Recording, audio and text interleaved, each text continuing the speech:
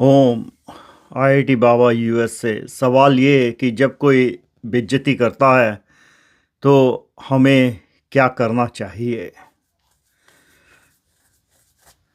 भाई देखो, तुम्हारी जिसने बेइज्जती करी इसका काम समझो, उसने तुम्हारी बेइज्जती क्यों करी होगी। सबसे पहले क्या करना है वो छोड़ दो। अगर हम कर्मों की बात करें तो तुम्हारी बेइज्जती इसलिए हुई है कि तुम्हारा उससे कुछ पुराना लेना देना है। ठीक है, अगर कर्म के हिसाब से इसे ये बोला जाता है जो संचिता कर्म है उसमें से कुछ हिस्सा आया जिसे प्रोबेदा बोला जाता है, जो है तुम्हें दिया गया इस जन्म में और उसमें से ये तुम्हें को मिला। अब क्या होगा, इसको मैथ से समझते हैं। तुम्हारे पास होम लोन सबके पास होगा। तुमने जो है 10 लाख रुपए का लोन लिया हुआ है। हर महीने तुम्हारी किस्त जो है 1,000 रुपये जाती है।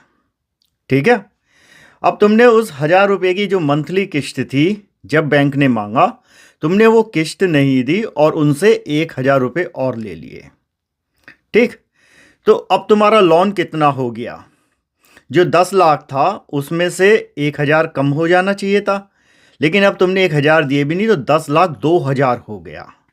ठीक है, आगे समझ में। और सीधी सी भाषा में से ऐसे समझो, तो जब जिसने तुम्हारी बेइज्जती करी और तुमने गुस्से में आके उसको भी वही शब्द कह दिए या उससे गुस्सा कर लिया, लड़ाई झगड़ा जो भी करा, तो क्या हुआ, तुमने जो है, जो तुम्हें एक मौका मिला था अपने जो पुराने पाप थे, पुराने बुरे कर्म थे, उनसे मुक्त होने का, वो तुमने गवा दिया।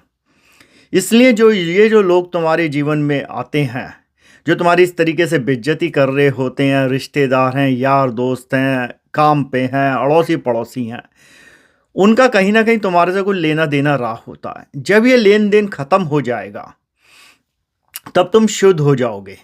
जो आत्मा शुद्ध है, जो मन की शांति है, वो यहां से आती है।